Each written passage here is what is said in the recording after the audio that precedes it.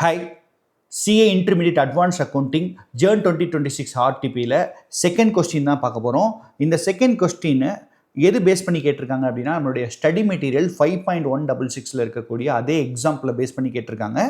AS 90 ஆக்சுவலாக lease எடுத்திருக்காங்க. என்ன லீஸ் அப்படின்னா 3 years ஆப்ரேட்டிங் லீஸ் அப்படின்னு கொஸ்டினில் கொடுத்துட்டாங்க. நம்மகிட்ட என்ன கேட்குறாங்க அப்படின்னா equal annual lease rental amount அதான் கேட்குறாங்க.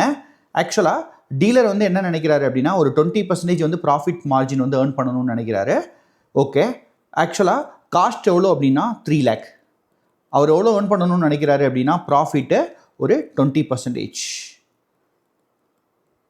போட்டோம் அப்படின்னா 60,000, 3,60,000. ஸோ இதை தான் வந்து ரெக்கவர் பண்ண போகிறாரு லெஸிட்டருந்து.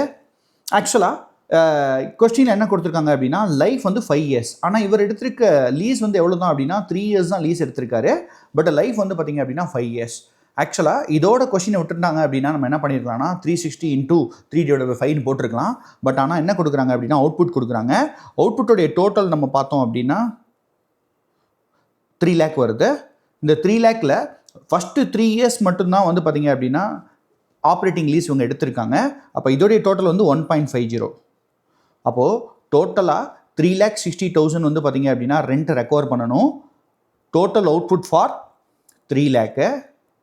அதில் 1.50 lakh போட்டோம் அப்படின்னா 1,80,000.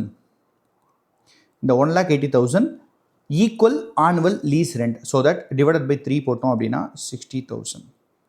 இதுதான் வந்து பார்த்திங்க அப்படின்னா இந்த கொஸ்டினுடைய ஆன்சர் 60,000. தேங்க்யூ.